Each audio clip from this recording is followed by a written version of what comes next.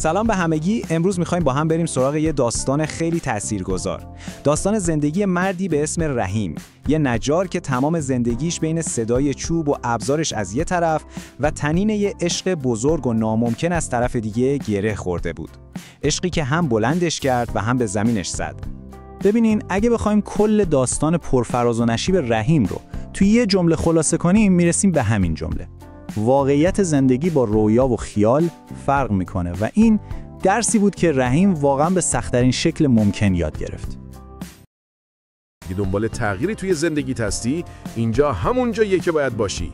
پس الان همین لحظه روی دکمه سابسکرایب بزن و زنگوله رو هم فعال کن تا اولین نفری باشی که خلاصه کتاب‌های جدید رو میبینه. امروز قراره با هم یک نگاه خیلی عمیق بندازیم به یک دسته یادداشت شخصی که برامون فرستادید. اینها فقط چند صفحه خاطره نیستن. در واقع انگار نقشه زندگی مردی به نام رحیم هستن. دقیقاً. ما را از کوچه پس کوچه های کودکی و رویاهای سادهش میبرن تا وسط یه داستان عاشقانه پرشور و در نهایت خب به دل چالش های بزرگسالی، اونم توی دوران خیلی خاص از تاریخ ایران. مأموریت ما اینه که با هم کشف کنیم چطور داستان رحیم مثل یه آینه، جامعه، روابط انسانی و میدونی فشارهای پنهان اون زمان رو به ما نشون میده. کاملا درسته. و چیزی که این یادداشت‌ها رو به نظرم فوق‌العاده میکنه اینه که داستان رحیم فقط داستان خودش نیست. یک پنجره است، یه پنجره به دنیایی که توش مفاهیمی مثل آبرو، طبقه اجتماعی و سنت فقط چند تا کلمه نبودن. اینها نیروهای قدرتمندی بودن که سرنوشت آدم‌ها رو تعیین می‌کردن. چیزی که می‌خوایم بررسی کنیم اینه که این نیروهای نامرئی چطور تونستن مسیر زندگی یه نفر رو، عشقی رو که فکر می‌کرد همه چیزشه، به طور کامل دگرگون کنن. خیلی خوب، پس بیا از اول شروع کنیم.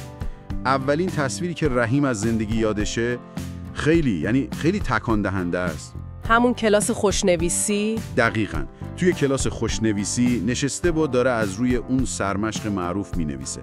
استاد میاد بالای سرش، یه نگاهی به خطش میکنه و با تحقیر میگه این چیه نوشتی و دفترش رو پرت میکنه. رحیم توی یادداشتاش مینویسه قلب کوچکم شکست.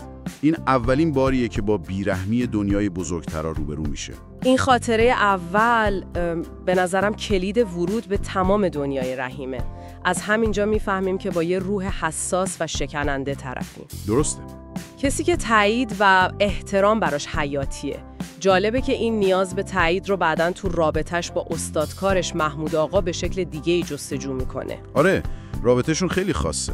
بله، صرفاً یه رابطه شاگرد و استادی نیست. محمود آقا برای رحیم هم استاده، هم یه جورایی پدره و هم یه پناهگاه امن. و خود محمود آقا هم انگار یه شخصیت زخم خورده است، درسته؟ یادداشت‌ها به این اشاره میکنن که اون هم داستان زندگی تلخ خودش رو، اینکه چطور پدرش اونها رو رها کرده. دقیقاً برای رحیم تعریف میکنه و همین درد مشترکه که این دوتا رو به هم پیوند میده. عجب.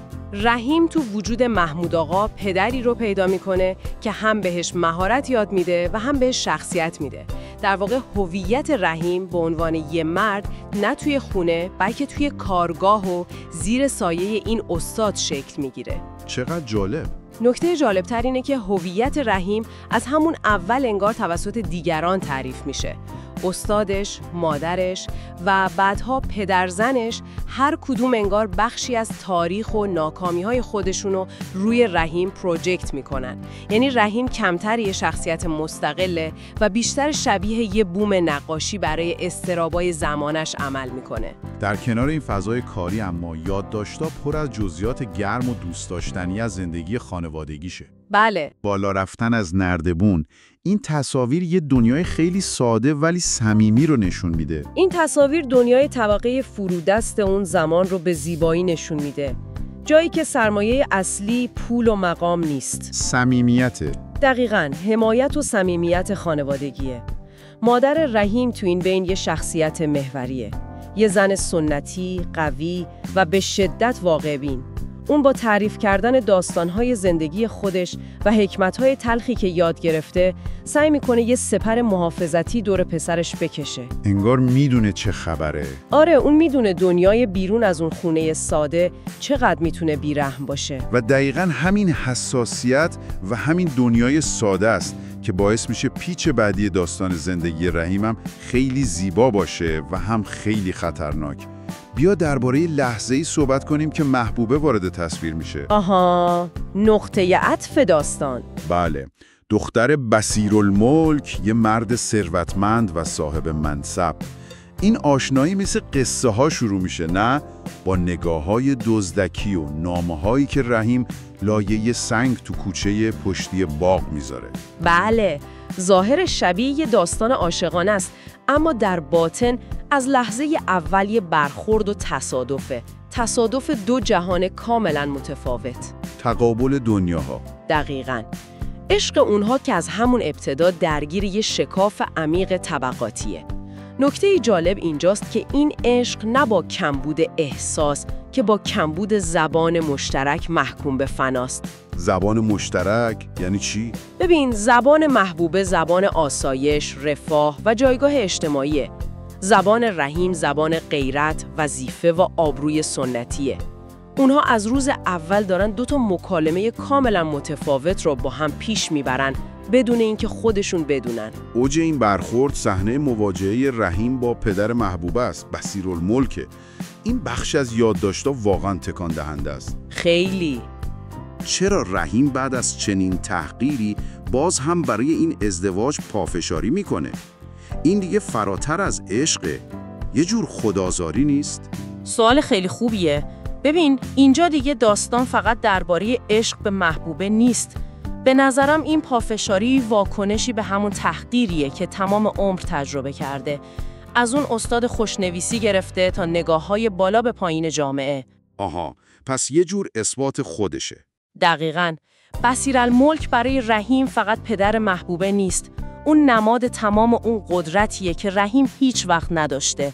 به دست آوردن محبوبه برای رحیم فقط یه پیروزی عاشقانه نیست، بلکه یه پیروزی تو نبرد طبقاتی و اثبات خودش به جهانیه که اون رو نادیده گرفته.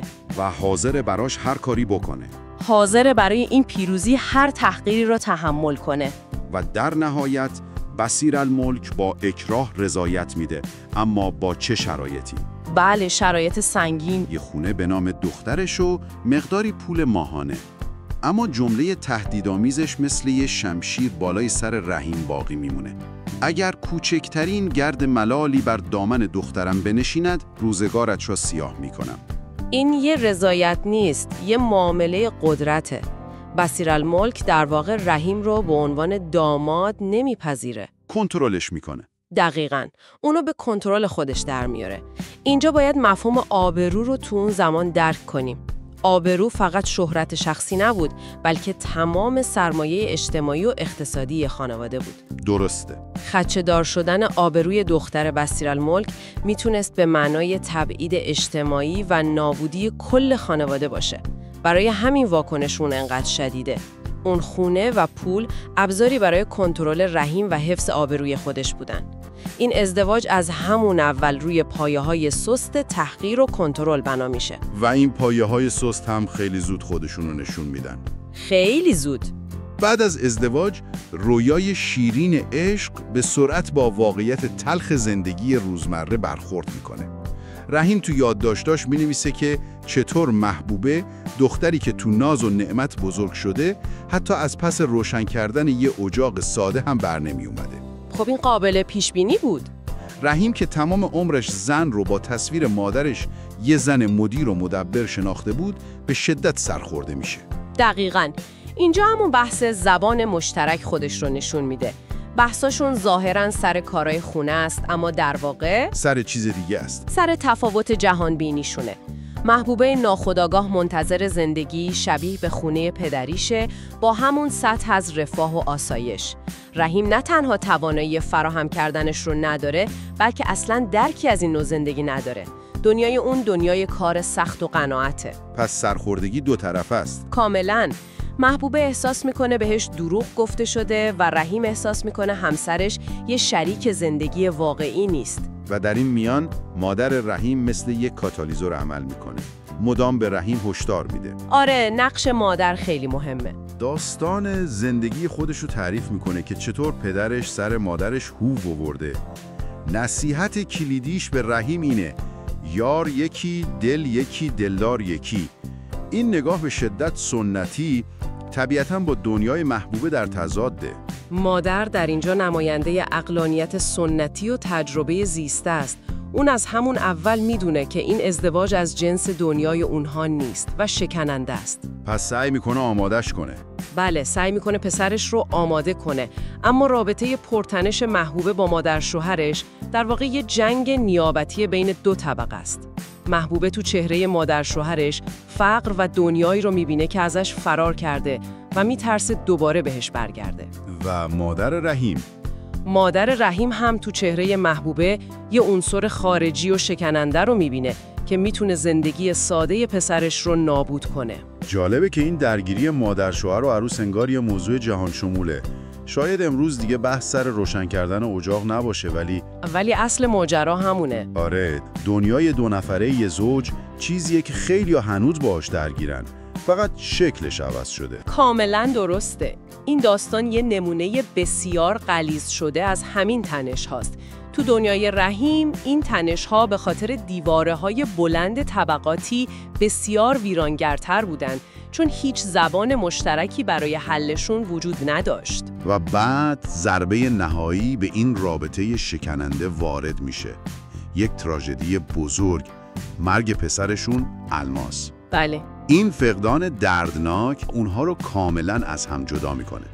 این اتفاق تلخ تمام شکاف‌هایی که تا اون روز وجود داشت رو به یه دره عمیق تبدیل میکنه. رحیم چی کار میکنه؟ رحیم برای تسکین دردش به پناهگاه‌های قدیمیش برمیگرده، به کارگاه پیش استادش و به آغوش مادرش. اون تو دنیای آشنای خودش دنبال آرامش میگرده. و محبوبه؟ اما محبوبه تو این دنیای جدید کاملا تنهاست. برای اون مرگ پسرش شاید نمادی از شکست کامل تمام رویاهاش و زندگیه که براش ساخته شده بود. انگار آخرین امیدش هم با اون بچه از بین میره و هیچ پناهگاهی نداره. و نقطه پایان یک انفجار بر سر یه سوء تفاهم مسخره است. واقعا مسخره. دختری به نام کوکب که از اقوام مادر رحیمه بهانه‌ای میشه برای یه دعوای وحشتناک. محبوبه رحیم رو به خیانت متهم میکنه. اتهام سنگینیه. رحیم که سالها تحقیر رو تحمل کرده این بار منفجر میشه. تو اوج عصبانیت علنگوهایی رو که نماد ازدواجشونه با خشونت از دست محبوبه بیرون میکشه. این لحظه فروپاشی کامله. اون دعوا فقط سر یه سوء تفاهم نبود. اون لحظه انفجار تمام خشم‌ها، تحقیرها و سرخوردگی‌هایی که سالها روی هم تلمبار شده بود. پس ربطی به کوکب نداشت؟ اصلاً. به اون علنگوها فکر کن. اونها از اولم نماد عشق نبودن، نماد همون معامله تحقیرآمیز با بصیرالملک بودن. درسته. رحیم با درآوردن خشونت‌آمیز اون علنگوها به طور نمادین داره کل اون معامله رو پس میزنه. داره اون چرخه تحقیر رو که با شلاق خوردن شروع شده بود با یه عمل خشونت‌آمیز به پایان میرسونه. اون لحظه فقط پایان یه دعوا نیست، پایان یه رویای بزرگه که از همون اولم قرار نبود به واقعیت بپیونده. پس در نهایت داستان رحیم روایت مردیه که بین عشق، وظیفه، آبرو و یه ساختار اجتماعی سختگیر له میشه. دقیقاً همینطوره. او هم اوج عشق رو تجربه میکنه و هم عمیق‌ترین فقدان رو. یه سفر پر از امید و ناامیدی که به ما نشون میده چطور زندگی یه فرد میتونه اسیر نیروهای بسیار بزرگتر از خودش بشه. دقیقاً. و این داستان یه پایان خوش یا حتی یه پایان مشخص نداره و همین ما رو به فکر فرو میبره. سوالی که در نهایت برای شما باقی میمونه این نیست که آیا عشقشون محکوم به شکست بود یا نه. سوال عمیق‌تر اینه داستان رحیم شاید متعلق به یه دنیای فراموش شده به نظر برسه، اما چقدر از هویت امروز ما هنوز هم بومی برای نقاشی کردن اضطراب‌ها و آرزوهای خانواده‌هامون و جامعه‌مونه. سوال مهمیه. وقتی یه شریک زندگی انتخاب می‌کنیم، آیا واقعاً فقط یه فرد رو انتخاب می‌کنیم یا مثل رحیم ناخودآگاه داریم انتخاب می‌کنیم که علیه یه سری قوانین نانوشته بجنگیم یا بهشون تسلیم بشیم؟ و اینکه آیا ما امروز زبان مشترک بهتری برای پر کردن این شکاف‌ها پیدا کرده ایم؟